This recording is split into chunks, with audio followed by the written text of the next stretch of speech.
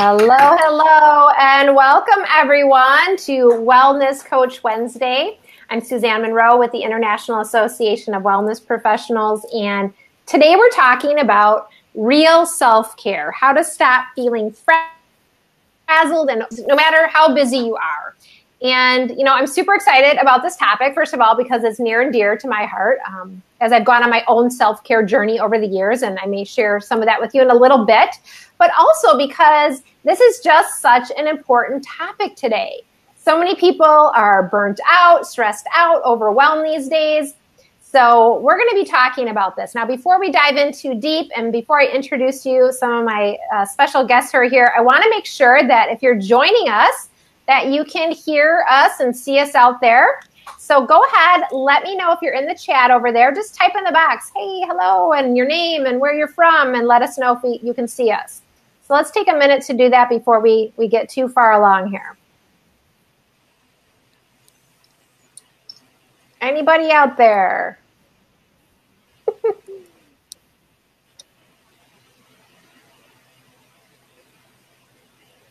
Let's see. I see somebody saying hello, so that's good. Well, it takes a little while. When we're on Facebook Live like this, it pops up in people's feeds, and it takes a little while for it to get going. So I think we'll see some momentum here as we get going. I'm glad we can see some people that are joining us, so that's great. So just to reintroduce again, this is our Real Self-Care panel, how to stop feeling frazzled and overwhelmed no matter how busy you are. And I'm really excited about this topic. And I'm also excited today because if you're joining us, we're going to be talking about how to start breaking free from this ongoing busyness and this being frazzled and this being overwhelmed, so you can start to step into this taking better care of yourself, really. And that might seem like something that's way out there right now, but today I have some special guests with us. I have a special panel actually of self-care experts with me today, and these are people who have been practicing self-care for themselves, and they've been teaching and coaching others to really start incorporating self-care. And we're planning to have a lively discussion on this topic. So my panel today is made up of IAWP certified wellness coaches who are supporting their clients on this journey of self-care and other areas in holistic health and wellness. So let me go ahead and introduce you to a few of these folks. First of all, I want to say hello to Morgan Sheets, who's with us. Hello, Morgan. Hi, Suzanne, and everyone watching. Thank you. Morgan is an IAWP certified wellness coach, and she's the founder of Live Well, Be Well, Do Good. I'm so glad you're here, Morgan. Welcome. Thank you. And we have Donna Lee Umbel out there, who's a certified wellness coach with the IAWP as well. She's the owner of BioSynergy, and she's the creator of the Higher Self-Care series. Hi, Donna Lee. Hello, everyone. Good to see you out there. Welcome to the panel. Thank you. Neshama, yeah, it's great to have you here. And Neshama Musu is a certified wellness coach. She's also the founder of CoachNeshama.com. Hello, Neshama. Hi, everybody. Nice to see you. Welcome. And we have one other guest with us who's in our green room. I'm going to pop her up here now into our into the panel here so we can say hello to Kim as well. Hi, Kim. Kim's a certified wellness coach, and she's the founder of Creating Legacy Wellness. Welcome, Hello. Thank you so much. I'm so excited to be here. I'm so glad you're here. Well, we're going to be rotating in and out here, so we'll pop back to Kim here in just a minute. And again, if you're out there joining us, say hello in the chat box. Let us know you're here. Maybe share your name or where you're from, or just say hello so we know you're out there. I see a few more people saying hello, so welcome everybody to the event. And let's jump in. Again, we're talking about self-care. And I think the first important question really is, what is self-care exactly? Some of you might be joining us thinking, like, is this just like brushing your teeth or maybe getting a massage, or what are we talking about here? So let's jump over to Morgan really quick. Morgan, I'd love to hear from you just on what your take is on what self-care actually is. I think that self-care does include things like brushing your teeth and getting a massage. It's doing what we need to do to take care of ourselves throughout the day.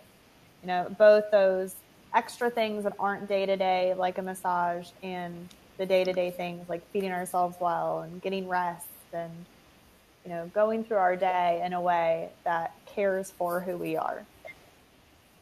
Mm-hmm. Yeah. Right. So, I love that. It's like caring for yourself, but there's, there's brushing your teeth, and there's kind of like, there's different levels of self-care. And we're going to talk a little bit more about that. That's a great point. Anybody else want to share what their thoughts are on what self-care actually is? Go ahead, Neshama. Oh, I just wanted to say, I think I like to distinguish between personal care and self-care. And for me, personal care are all those things that we need to do to maintain our bodies, and kind of the brushing our teeth and brushing our hair and taking showers and going to the dentist, those things that everybody has to do day to day to live in a body and as a human being. And I think for me that self-care is it's a deeper level of care that talks about how do we nourish and nurture ourselves? How do we treat ourselves like the person that we love most in the world? So, and I know we're going to talk more about that as the call goes on, but I think there's kind of a nuance there. Yeah, I love that distinction. And I think there is sort of this spectrum, right? All along this kind of spectrum of how we actually take care of ourselves, how we nurture ourselves. So I love that you shared that. And, why are we talking about this right now? It's so important today only because I think as I look out in the world, whether it's talking with people I know or bumping into people that are acquaintances or just connecting with people that I don't know, I see that people are feeling depleted. They're feeling overwhelmed. And I'm just curious, what do you guys think, why is self-care so vital? Because I think we're hearing more and more about this conversation right now going on. Donna Lee, what are your thoughts? Why is self-care so important today? What I was thinking as Neshama and Morgan were speaking is, for me, it's like putting the oxygen mask on me first, in a nutshell. Because I get, as a nurturing kind of person, many of us in this profession will be taking care of so many other people and not ourselves first. Yeah, right. I mean, that's a really great point. So whether you're in the holistic health and wellness field and you're supporting others, that's a really key element. Or if you're just somebody who is busy in life and you could be a mom or a caregiver or any other type of person who's taking care of others. What I hear you saying is putting that oxygen mask on first is crucial. Indeed. Yeah, I love that. I think in many ways we've been told there's kind of this myth out there that I think is kind of a game changer almost in our mindset, where there's something, have you ever noticed you say to somebody, oh, how are you doing? Oh, I'm busy. Like busy is a state of how you're doing, right? And it feels like a lot of people respond that way, but there's a sense now, at least in our culture, but in many other cultures, I think around the world, that being busy and productive is something that's super positive and that we should be busy. And I think sometimes that starts to define us and it can get in the way of our self-care a little bit. Thoughts, anybody? Yeah, I have something I would love to add to that. Yeah, go ahead, Morgan. One reframe that I used to change my mindset was to start saying that I had a full week or a full day, because that put the focus on my choice of creating my own schedule and my choice of, the activities that I put in my day. So even though it may be a full day, I made sure that it wasn't a busy day. And I think there's a distinction, too, that needs to be made in self-care. A lot of times we tell people there's a myth that it's about resting and it's slowing down, which is true. But if you're a really high-achieving, productive person, you need to be able to take care of yourself while being high-achieving and productive. So it's a mindset of fulfilling and bringing that self-care into your actions and doing things in a way that takes care of you so that you are fulfilled as you're busy, you're not depleted. I love that distinguishing factor there between full and busy, and then you tie fulfilled into it. But that's a really cool way of thinking about it. Especially if you feel you have so much on your plate in the day, then you go through all those tasks or you do all those things and you're doing it from a different place, I think, from the way you've kind of stated that. Exactly. Well, I want to say hello to everybody out there who's joining us. I can't say your names. They've changed a little bit about the profile, so I can't see your names out there, but I can see lots of people saying hello and great to see everybody out there. So welcome everybody who's joining us. And if you have questions as we're going along, this is a great time. Just go ahead, type them there in the chat. We will try to get to your questions as we go along or closer to the end. So we'd love to hear from you. You know, are you in a place where, hey, self-care is a part of your life and you're really looking to kind of up-level your journey and like learn new practices or take it to the next level? Or are you someone who's feeling like, I just don't have time really for this. Like, this is very interesting, but time is really the biggest issue. And you just aren't sure how you're really going to fit this in. So welcome. A couple people say just joining late. Welcome to you. Good to see you out there. You know, because I'll say, I think for myself in my journey of self-care, there was a time when I really felt that self-care was more of a luxury. Mm-hmm. That it was something that maybe would cost money to do, or it was for special occasions, maybe because my definition of self-care changed over time, but it wasn't something I really made a priority. And I think that's something that's really a misconception when it comes to self-care. It's not something that has to be a luxury. It's not something that has to cost a lot of money to do. Sure, going away on a spa trip or doing something like that could be very nurturing to you. But when we're talking about real self-care, as some of you are indicating today, it's going a step further. It's going into really what does it mean to be fulfilled and nourish you. And I love that. And I see Kim has joined us here. And I want to check in with you, Kim. What are your thoughts? What does self-care mean to you? I'll tell you, I've had quite an evolution with self-care as well. Back in the day, it was really just, the basics that were necessary. And I hit a wall from overdoing things and not taking care of myself. And I remember people saying to me, Kim, you got to make sure you take time for you. You got to make sure you take time for you. But I didn't really understand what that was or what that meant. And so for me, it's different. In the morning, I used to wake up and it was like, okay, I've got 30 minutes. We got to go do this and we got to go do this and we got to go be here and I got to be there and I got to do this. And it's slowing down and being more intentional. And I have a routine. I have like little rituals. I know you've been using the word ritual and I just love it. And so I'll take time in the morning and I'll do a meditation and I'll go outside and I'll get some air. And so that might mean I have to wake up a little earlier so I can be on track. And so it's doing different things that are going to, like what Morgan said, fulfill me and nourish me so that I can give more of myself, because that's really what makes me happy is when I can give to others. And I can't do that if I'm depleted. So it's figuring out what are those different things. Like yesterday, I had a super busy morning and I knew I was going to have a super busy evening. And so in the afternoon, I was like, I need to take a moment to just clear my head. And one of the things I love to do is paint and not art, like walls. So I was like, I'm going to paint 2 of the walls in my guest room. And that helped me get present and really re-nurture me so that I could take on the rest of my day. So those are some of the different things of how I've incorporated it in my life.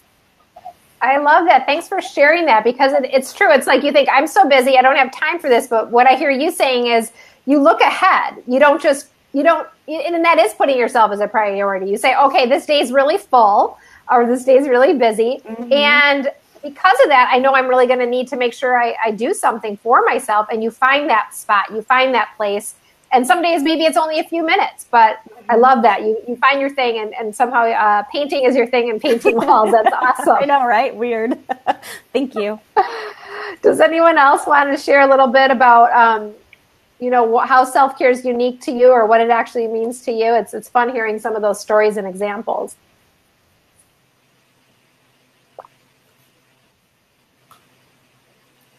Go ahead, Neshama. Okay. For me, it's also obviously evolved over time. But right now, what I'm working with is a new morning routine. I've come to the conclusion that how I start my morning and how I start my day sets the tone for the entire day. And I was on vacation last month, and I happened to be reading this book on the beach, which was amazing and obviously a beautiful self-care thing.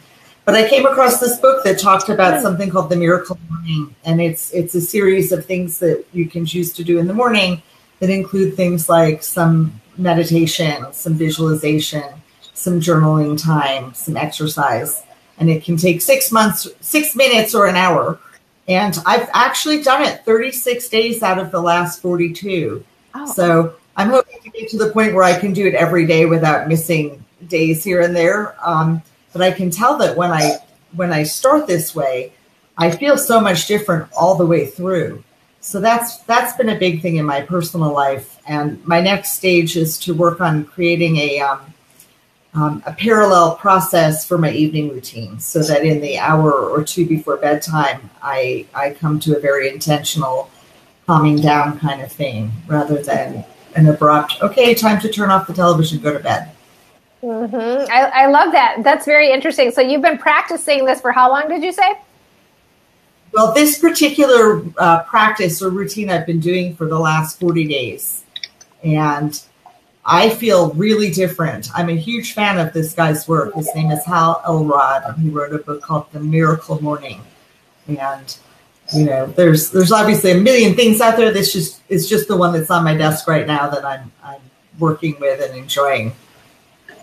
And did you notice a change from kind of the beginning to where you ended up with it now, at day 40? Was it hard to get it going for yourself? Because I think a lot of people would say that's really great, but, they fall off of these kind of things. They think it's a good idea. They read the book, but they just can't get started, or they do it for a couple of days. Like, what happened to you that you decided to stick with it? Were you seeing progress?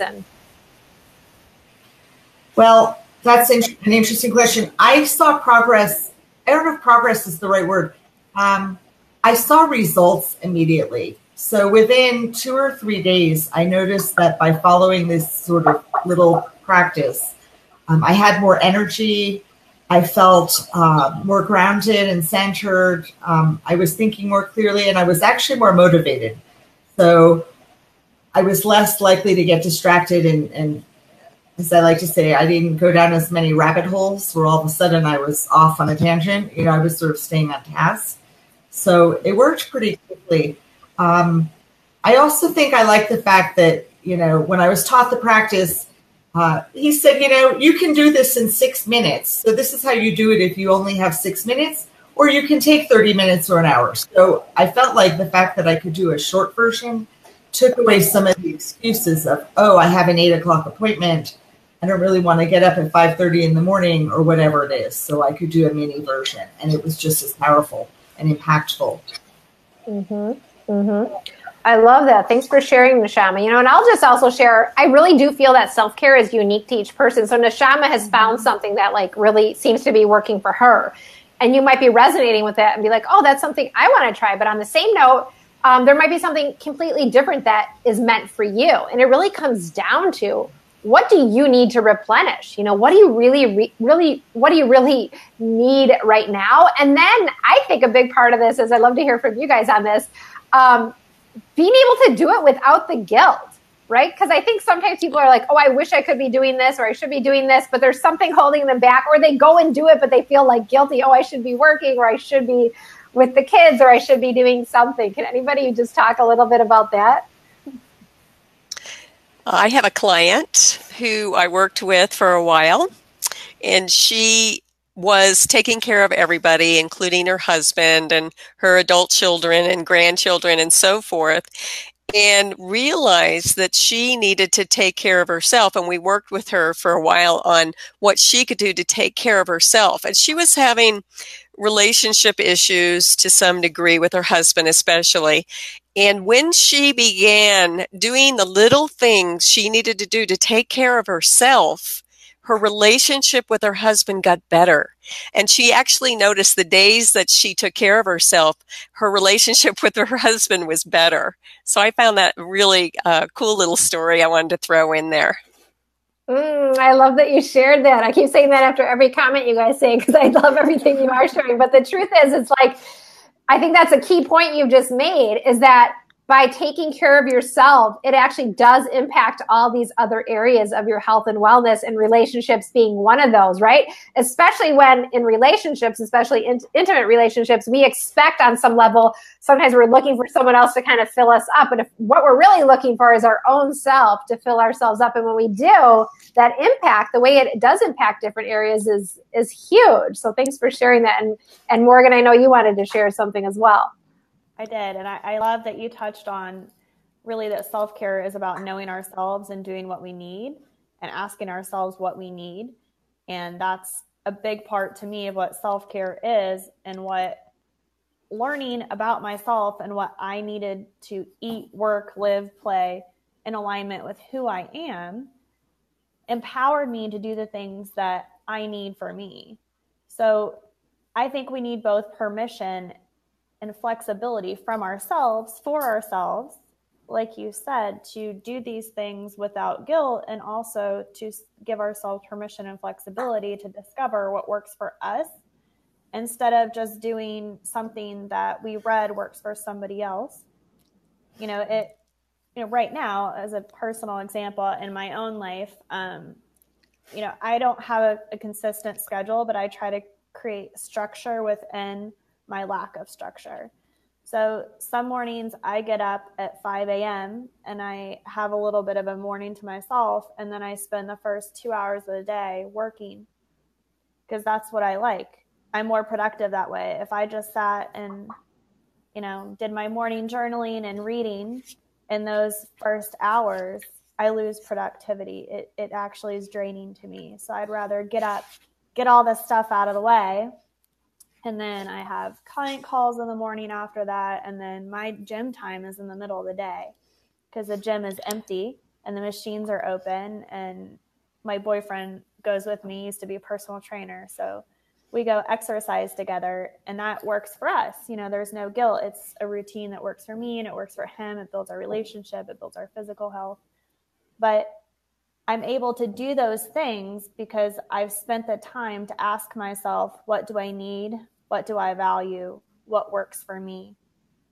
And then I listen to myself, because as you mentioned, we have to fill ourselves up and take care of ourselves. So we really have to tap into what we hear from ourselves that we need, and then ask, how can I go about, taking care of this for myself in my day? Because we do have really full lives. So I think it's important, not to look at adding in always, but how can I integrate this with my lifestyle? Well, you've designed a really simple process for people, which is basically just slowing down, stopping, and asking yourself this question, what is it that I need? And then giving yourself permission to start integrating it. And I think some people are probably watching this right now and saying, well, if I were to ask myself that question, I'm just going to get a blank. I don't know. What do I really need right now? I just need a break. I can't do this anymore.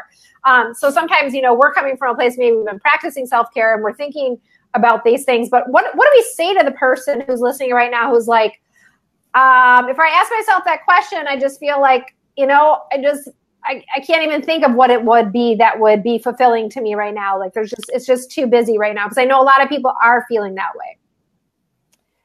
Well, I think number one is listen to your wants and don'ts. Most people really are very much aware of what they don't want in their life.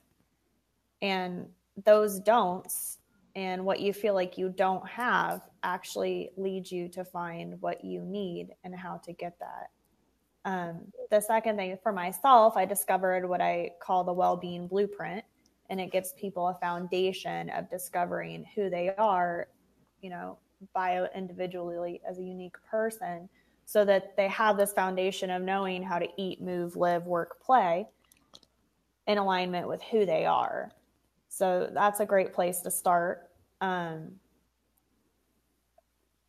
But beyond that, before I knew all of that information, kind of how I got to that was that simple process with myself. I was very clear at everything I didn't want it. I didn't want to be exhausted. I didn't want to be stressed. I didn't want to have all of this. But I also had a business at the same time that I was recovering from adrenal fatigue. So I didn't have the plan. I had to figure out the plan. And so when you know what you don't want and what you don't like your experience, whether it's, something simple as a concrete example, you don't like the experience of rushing to get to work or to your client every day. You show up, you're frenzied, you're running late, you have all this stress and it doesn't feel good. Okay. That doesn't feel good. So that's one simple shift. So then you just say, I don't like this feeling. What can I do different? Well, maybe you find a different route to take. Or maybe you set your timer. Like for me, I had a 15-minute buffer in everything.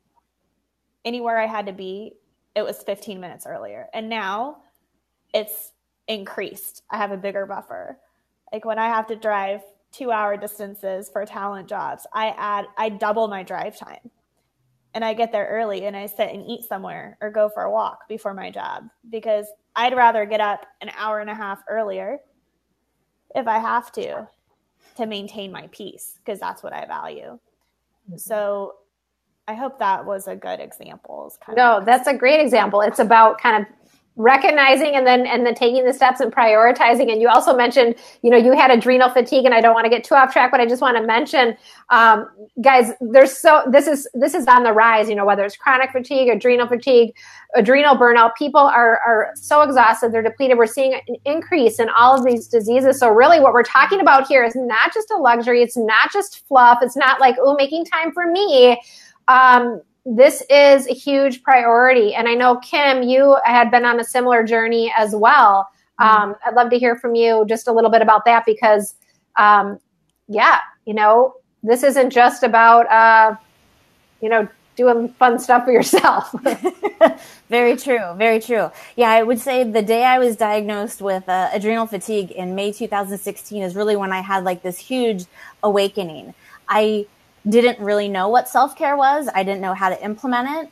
And it's funny because I just had this conversation with a client yesterday, and she was like, I'm just too busy. And how am I supposed to make time for me? And she's got mommy guilt and all these things. And I know I used to feel incredibly guilty if I did any little thing for me. I traveled so much with my previous job. I was like, I need to dedicate all my extra energy and time to my family. I'm with me. Why would I do any additional for me? But what I didn't realize was I was draining myself and depleting myself. And I got to the point that I was just so tired of being tired. I didn't have energy to give of myself to myself. Like I'd be home on a weekend and I'd be like, I don't want to get out of bed. I just want to stay here. And so I had to figure out something. And one of the things that really helped me to just kind of calm some of the chatter in my brain, to help me kind of figure out what to do, was to start doing breathing exercises. And I did this with a client yesterday, and I got her to just kind of take a moment, pause, stop thinking about everything else, just breathe in deeply all the way into the belly, and do that 3 times. Do it really slowly, because we don't want to go too fast and then be hyperventilating or anything. And all of a sudden now she was able to kind of just think. And that was what I had done. I was like, okay, let's just get my brain quiet and relaxed. And now I can start figuring out what are some of the different things that I need to do for me. And sleep was definitely one of them. I needed to make more time for sleep. And then it was like, okay, well, now let's upgrade from just sleep, right? Because people would say, oh, you got plenty of time to sleep when you're dead. You don't need to sleep now. You're like, no, I need sleep now. I'm a much nicer person when I sleep. We all are. And then I'm more productive and I can do more fun things. And it's a domino effect, getting my gut health better. And that was something that became an important routine, a self-care routine. And then meditation and exercise, right? And then it was like, what are some of those other things, like going outside and just getting grounded into the earth and getting sunshine and relaxing and remembering all the things that would rejuvenate me. And it was like, okay, well, how can I incorporate some of those back into my life, even if it's just for 5 minutes a day, right? If the only time a person has is when they go to the restroom, then when you go to the restroom, take that time to do those deep breathing exercises and to get recentered, so now you feel a little bit stronger to take on more. And so for me, it was just trying to figure out little things that would work, and then not to punish myself, not to feel guilty, and not to, and it took a while. And I think to be okay with that process, because it probably took me like 9 months to not feel guilty about doing that, because that's not something I was used to doing. Well, thanks for sharing your journey there, and thanks for sharing that it took you 9 months, but you stuck with it. Because I think for anybody who's watching this saying, okay, I have that guilt, I do it, and it's just, I can't do this. It's knowing that is a process, and it's going to take time, but that you're going to prioritize. And there's a self-worth piece here, right? We're saying, I value myself enough to say, I'm going to do this. Even if it doesn't feel right yet, it feels guilty, but yet something's missing, and you don't have to wait till you have adrenal fatigue or you can't get out of bed and you're in such dire straits. If you're starting to notice these kind of things now, like now's the time to start practicing this, and incorporating these things. And we're getting lots of great comments over here in the chat. Someone saying, great advice, Kim. I used to say, I'll sleep when I'm dead. It almost killed me. Exactly. And people are resonating with what you guys are saying. So this is fantastic. And I just want to say that I think that no matter where you are, it's unique to you. There's a place for you to begin. And I believe there's kind of this outer level of self-care, which is, Kim said, finding that peaceful spot, going into that quiet place, allowing yourself the time to do nothing, downtime. And as you start practicing that, you start kind of building your practice, and it starts to grow to really, I think, more of an inner level, which is going beyond just downtime and resting, but finding out what are these tools that kind of nurture you on more of what I would say is a soul level. Like, what are the things that are unique to you that help you to feel grounded and centered? And that's really kind of what it sounded like happened to you, Kim, as you went on that journey. You started out with just, breathing, and now you're doing all these other things to support your well-being, which is awesome. Thank you. Yeah. So I want to talk a little bit about who is this for. And Neshama, I'm going to go to you. Go ahead, Neshama, and tell us a little bit about, I know you wanted to chime in as well, and talk to us a little bit also about, who's self-care really for? Is it for everybody watching today? So it's so funny. It's really interesting. Over the last couple months, I do a lot of reading, and I've read some books out there about self-care. And what is so interesting to me is that originally it came up as a concept for people in the helping professions only. And that's really where the concept came from. So it was for the social workers, the counselors, the nurses, the healthcare people, the helpers. And it came up in the context of the oxygen mask, that if you are a helping professional, you have to remember self-care. Otherwise, you won't be able to help your clients or the people you're here to help.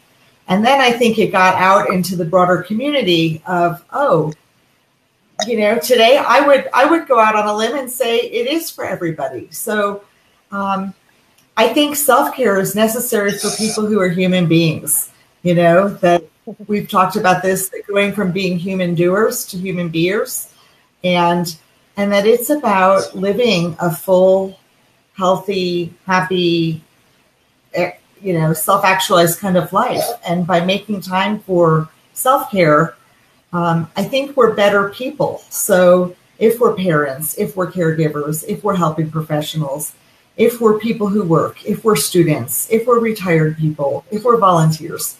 And if you get my drift, I'm trying to include sort of everybody out there.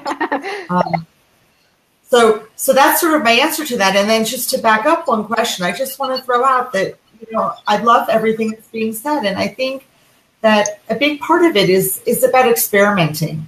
Because what works for you is not going to necessarily work for me. And what works for me today isn't necessarily what will work for me in 6 months. It may not be what I need at that point. So I think it's a very creative and fluid process where you experiment and you try things and you see, does this resonate for me? Does this feel yummy and delicious? Do I feel better when I do it? Do I want to do this? Or does it feel like a chore? And I love things. And I work with these with my clients all the time. Can we find a 1-minute intervention to redirect? Can we do a 5-minute thing? They don't need to take hours, because who has hours? That's why we got here in the first place. Oh, thank you for sharing that. I love, it's for everybody in many cases. And I love that you've shared some of those fun examples. And I want to go to Donna Lee too on this point, because Donna Lee has been in the holistic health field for, I don't know, we're talking almost 20 years now, maybe not quite that long, but she's been doing almost, for quite a while. And you've developed this, higher self-care series. You've been talking about self-care for probably before, it was really a hot topic. And what's your take on this? Is it for everybody? Are there groups of people that you think really need to start doing it more than others? What are your thoughts? I think it's for everybody. In a nutshell, I also believe that there are certain people that I would call workaholics, people that are nurturers who tend to take care of others before themselves, especially people who are extremely busy, find themselves life taking them for a ride and not even having time to do anything for themselves. And I think it starts with the physical, Suzanne, honestly. making sure you're eating foods that energize you, making sure you're getting enough water, and so forth. That physical part is the foundation. Without that, self-care is not going to happen. I appreciate you sharing that. I hear you on that for sure. I feel like that's kind of, that physical layer, that's that first level of whether it's wellness or self-care. It's saying, yes, I'm going to start doing these things to take care of myself that are kind of the basics, even though they might not feel like basics to you, but those are the first steps to getting started. And then it does build from there. Then you can start saying, what are some of the practices that are really going to nurture me? And I just want to say, people are chiming in the comments over here. We've got somebody who's saying, he or she, I can't tell, is a people pleaser. And it's hard to say no. It's hard to say no to these extra tasks and helping others at your own, self-care expense. And I think that's an interesting point. I think a lot of people are in that position where they people pleaser, wanting to make others feel happy, or just really taking care of others and making that shift to doing it is challenging. Does anybody have any thoughts for this participant joining us?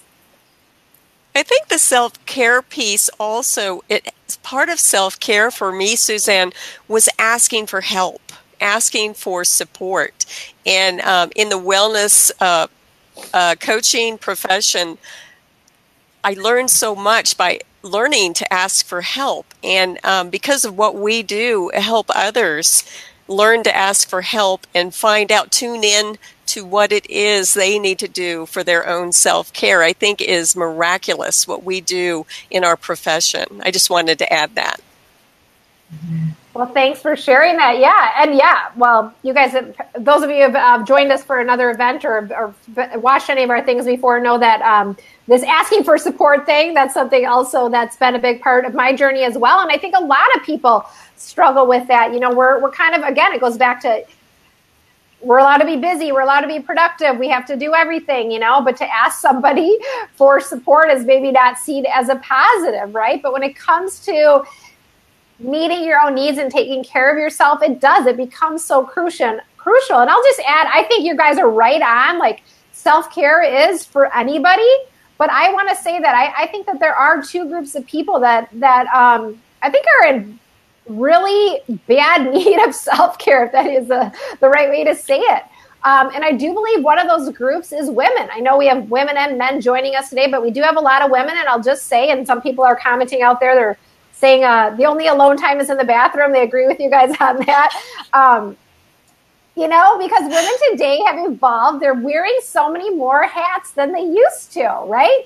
And they're not just taking care of family. They're now not only bread earners, but often bread winners and taking on many other tasks at the same time. And somehow in that process, they've put themselves last. And I do see a lot of women who are running on empty, who are exhausted and just depleted. And I just want to say to all of you that this is not really your purpose of serving others. You think you're helping and serving others, but you're doing it from that empty tank. And that if you can step back and fill yourself up in some of these ways, again, it can be small practices. I think that you're gonna be able to give so much more. So if your ultimate goal is giving and serving, like, this is part of that journey, but sometimes it's hard to see it. So I think that's one group. And the other group I would say are people that are in the helping and healing field, like you guys had mentioned, because you are serving and helping others. So for those of you who are out there or helping others, your coaches, your practitioners, or other types of healers and professionals, this is not an option. This is crucial, really. I know you guys kind of had alluded to that as well. You guys have already kind of alluded as well to some things that you're doing for self-care and things that you're helping your clients with. Let's get into some of the juicy stuff here, because I know our viewers are wondering, like, okay, what are you guys really doing for self-care? What are some tips for getting started to go to the next level? I'd love to hear from you guys on that. Morgan, would you start out sharing with us just some of your tips? I will. I shared a little bit already, but to me, knowing yourself, in all aspects, so physically, emotionally, mentally, and spiritually, knowing what actually nourishes you and energizes you and fills you up is really the foundation. Like, tune into who you are, start noticing, make yourself like the most interesting kind of subject. You know, not from an egotistical point of view, but from like an observational, experimental point of view. Like, oh, that's, you know, I'm so curious why that happened. The next thing, I mean, for me, that I think was really essential in my self-care was to reframe a few things of how I looked at it. You know, I came from being a pretty healthy person that did things like yoga and had, you know, was doing things that I enjoyed in life, and I still had adrenal fatigue and burnout. So a lot of these simple practices, aren't enough. They're great, but that's where knowing yourself is important, because if you don't know what you need and you're doing all these other things, but they're not actually getting you the results that you want, then all the self-care doesn't help.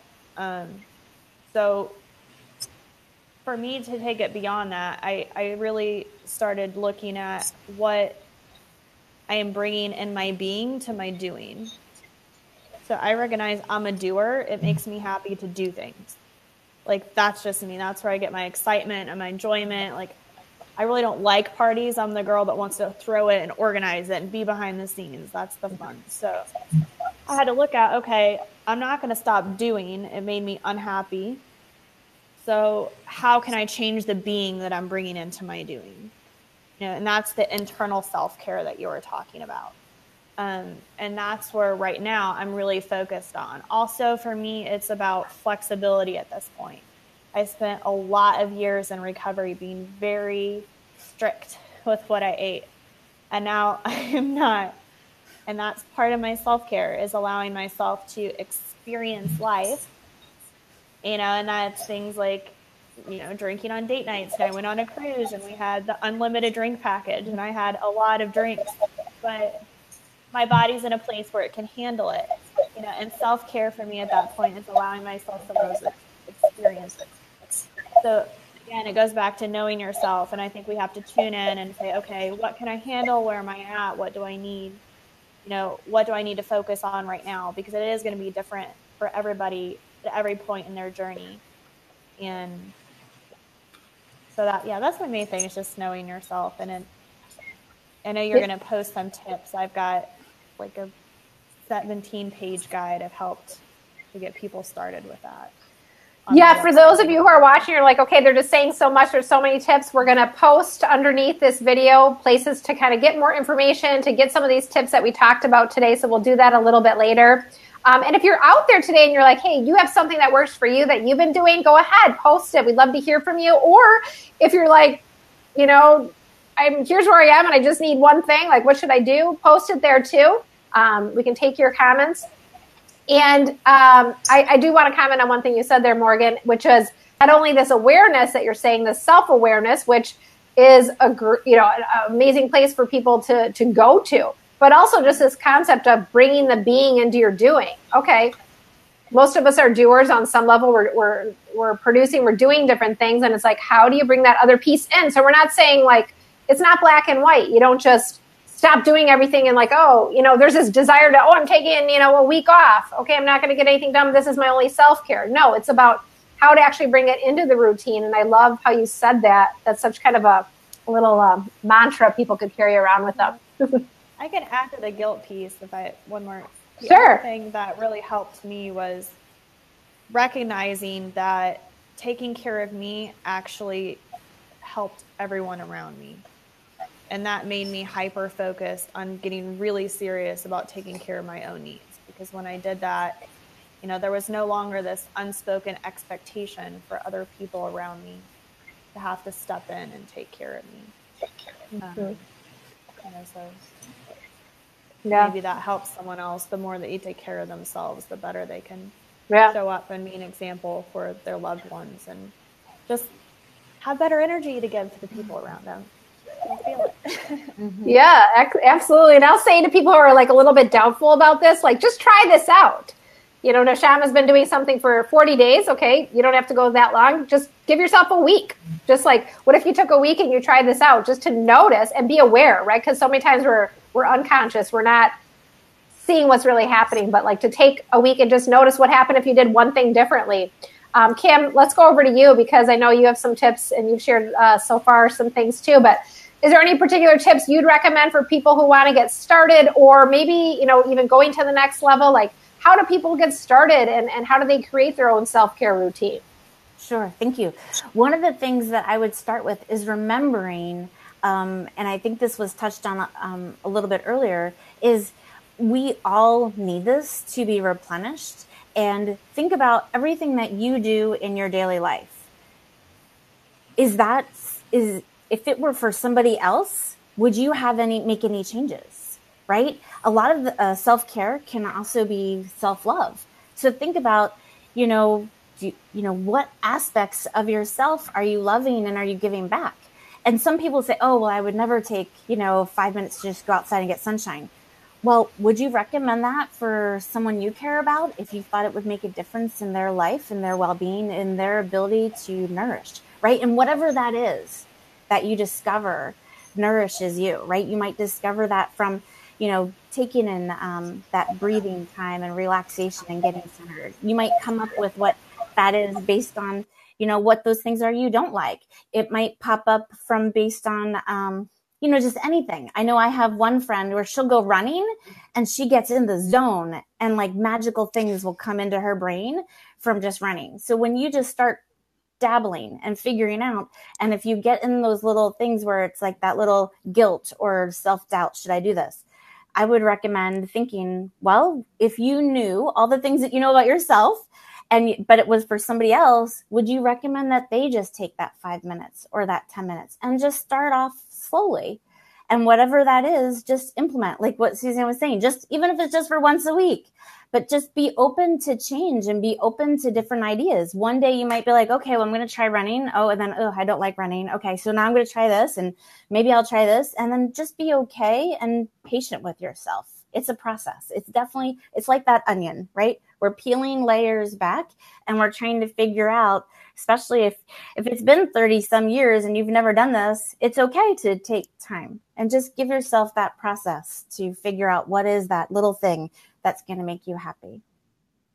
And people out there are saying that's a great point, Kim, and I agree. I mean, I love this idea of kind of almost projecting it onto this other self in a way, at least temporarily until you're, maybe some of that guilt is gone, or you have a little bit more of self-love for yourself and you can do it. Because if that's kind of the one thing standing in the way, that's a very unique way of approaching it. So I do love that. That's really kind of fun.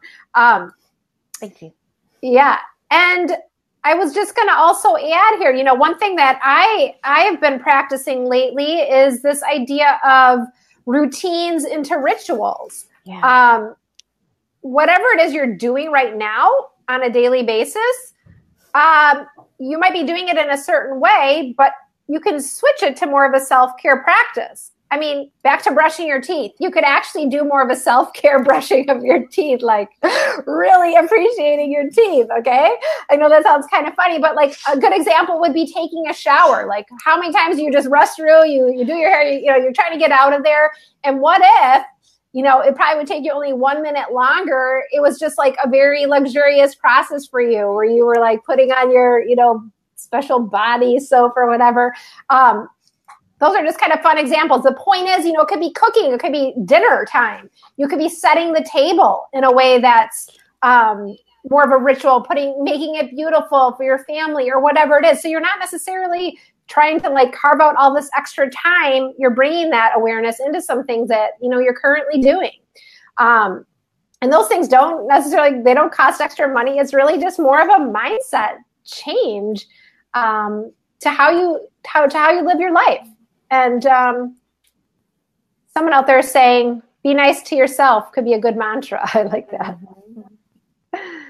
Neshama, were you raising your hand? Hold on. Let me pop Neshama into our panel here as we have to switch in and out a little bit and bring Neshama back in. I think she wanted to say something on that topic. Go ahead, Neshama.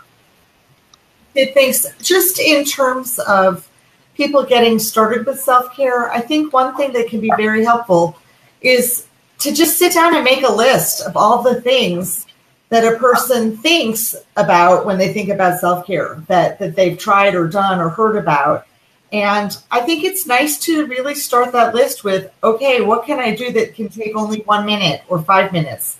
What can I do if I have an hour? What can I do if I have a whole day off? And what can I do that doesn't cost any money? Because I think that can sometimes be a barrier if, as we started the call, we all think it's, about going to the day spa and having expensive services or whatever. But there are a lot of things we can do that don't cost anything that we can do at home or right outside our door. And, if you have this list, it's the kind of thing where you can kind of tweak it and add to it. It becomes a living, breathing document for your practice. I love that. Just a go-to list that you have. So you're starting to feel, one of the things that happens is I notice is that you feel a pressure. So again, it's like tuning in. You feel this pressure. Where's this pressure coming from, right? And you just stop, and then you have your go-to list, as Nisham was saying. Maybe you're not sure what to do with yourself in that moment. You have your go-to list. Would any of these things, be supportive right now? I love that. Donna Lee, did you want to share something as well? I did. Were you reading my mind? I think so. Okay. I wanted to talk about, that pressure you were just talking about, that self-care is physical, emotional, and spiritual.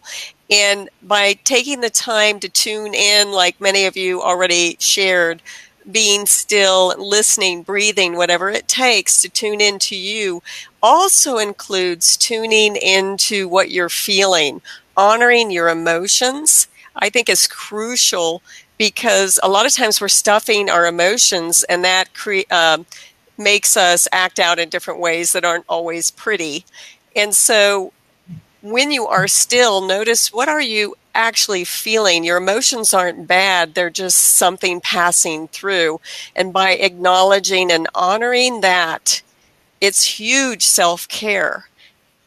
I know that sounds really weird because we want to push away those negative emotions, but by bringing them in and honoring them, because it's authentically who you are and what you're experiencing, and it's actually healing to honor what you're feeling for a minute or two.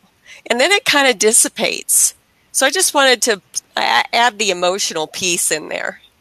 I'm glad you did, because I think what what you're saying there and what I'm gathering for that, and I think it's a really helpful piece for people, that, let me just say it another way. It's like these feelings, these emotions, whatever it is you're kind of experiencing, whether it's the stress, the pressure, the exhaustion, they're all signals that it really is your inner self, your body talking to you, trying to get your attention so that you will stop, slow down, and look at what needs to be taken care of. So I think it's such a huge, really a first step, Donna Lee. Thank you for sharing. It's a first step for people who are just starting this journey, saying, like, I don't have time for this, or I don't know. When you start to feel those feelings, whatever they are, oftentimes we just kind of push on, but instead stop and notice, right? Because underneath that feeling is something that's going to guide you to what really you do need for your self-care.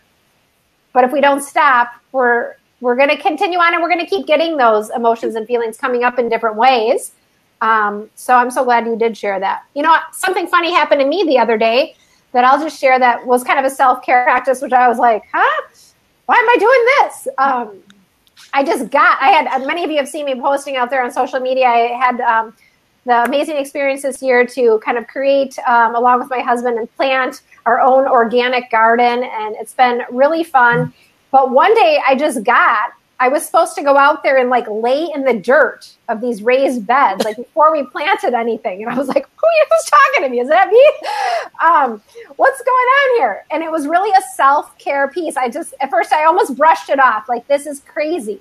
And I went out there, and it was kind of raining. And I just have to say, it was something that was so grounding and nurturing. And again, this may not work for everybody, but it was something that I was able to tune in and listen and say, okay. But for me, there was something there, and it was really about connecting with nature. And we haven't talked as much about that, but that is another tool, right? Because nature is all around us, and it's always still, it's always present. It's always all these things that you guys are sharing today that we're trying to grasp as human beings. It's already there for us. So for many people, finding that way to bring that nature piece into what they're doing, I think can be really supportive. And someone out there saying that, your body's always talking to you, telling you what to do. if you just listen. And yes, that's such a great point. And one thing I do want to mention, we only have about 5 minutes left, but one other topic, and I just want to throw this out there. I think one of the things, people are talking about, do I have time to do this? Or one of the things that is always going on in people's life is this increase in technology. I mean, we're fortunate today to have all this technology. We wouldn't be here live like we are today, being able to see everybody's faces and sharing with you. But, on one level, technology is supposed to kind of help us to be less busy, to make things easier or automated. But I really think that on many levels, it's distracting us, and it's filling in those gaps where we would have maybe had time to do some of this. Do you guys have any thoughts on that, or tips on, really how to deal with this increase in technology without totally going into a cave, which is one option? Well, recently, I actually talked to my husband. I'm like, we're getting way too many EMFs. And I noticed that I was just doing too much on technology, and I was having a hard time sleeping. And I was like, we just need to kind of do a little thing, just a little test for a week and see if, what happens if we turn all the, technology off like 4 hours before we go to bed. Just let's see if it makes a difference. And it's amazing. Just something so simple like that. We're sleeping better. He's actually sleeping longer. It's just makes a huge difference. And I think, like you were saying, technology can help us do so many amazing things, but I think it also gives us the opportunity to do so many more things. And we kind of get addicted to the nature of technology, especially social media. We can get sucked in. And I think it's a good thing to just kind of turn it off. I even started turning off my Wi-Fi in the evening. I'm like, it's off, it's done. We're not participating in that. And it's just made a big difference because now we're able to focus on other things. We've got the bikes out, we're bike riding, all different kinds of things.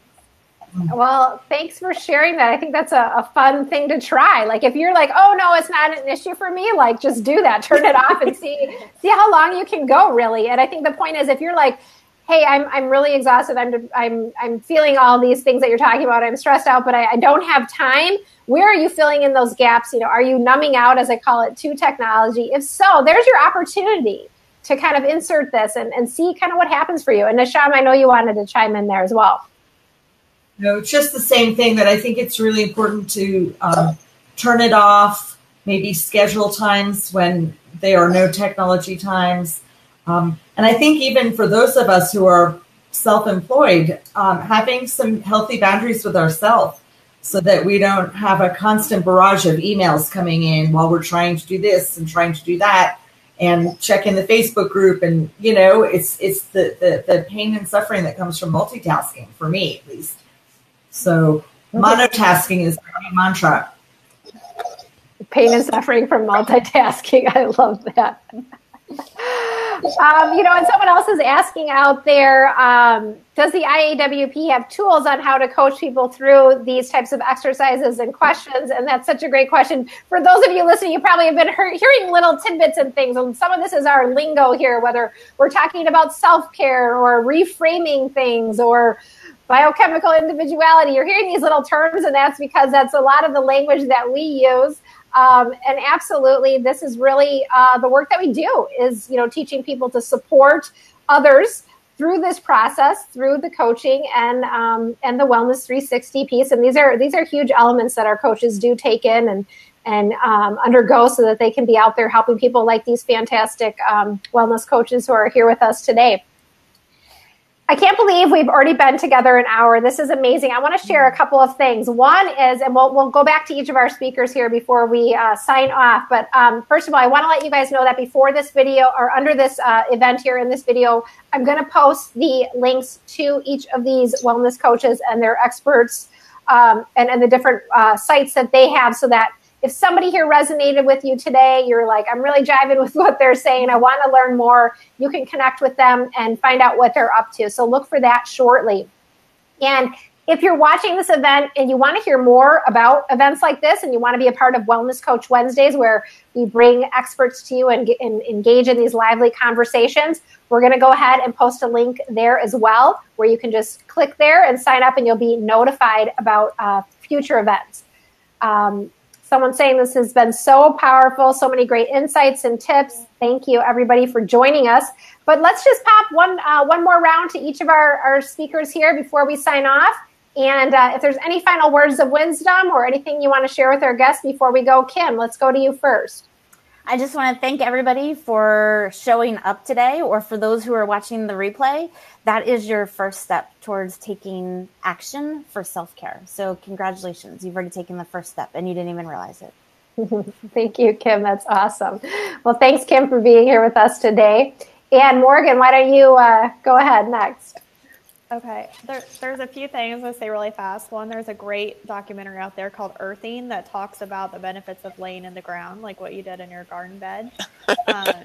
Two, I love Donna Lee, how she talked about emotions, and I had the opportunity to work with Donna Lee a little bit, and she actually does really helpful exercise with me where she had me name and write down my emotions. And practicing self-care is uncomfortable. Like, I want to let people know that it doesn't feel good all the time. Doing new things and stretching and taking care of you and becoming this new version of you is not always comfortable. And so if it doesn't feel comfortable and it feels hard, it's okay. It's a part of the process. And sometimes you have to move through, and some of these emotional support exercises can be really helpful. The third thing is I have some technology tips, but I'll drop them in a link in the comments since we're running out of time. But I did a segment on that for Fox, so I'll drop my tips for everybody. Oh, cool. Anybody who's suffering from that technology overload, yes, we'll look for those tips for sure. Neshama, go ahead. Anything, final words of wisdom from you? Yes, this is all great. I agree with everything. I would say try to make it fun. Yeah. That's cool. I love that. Make it fun. Absolutely, right? Because you don't want this to be another thing on the to-do list. Absolutely. But yet at the same time, I think it's a balance of the fun and what Morgan said, like getting started, it's a journey and there could be some bumps along the way. But just honoring everybody who's been here today and joining us for this event as this really being a first step for you. And we're so glad that you were here to share with us, and lots of great comments over here in the thread. And I'm excited for those of you who are going to be watching the replay as well. This has been fantastic. I want to thank each of our wellness coaches who have been here today. Thanks, Morgan, Donna Lee, and Neshama, and Kim as well. Thank you. And it's been fun having you guys here. And thanks for everybody who's been watching. We'll be back with another event soon. And take care, everybody. Bye-bye. Bye.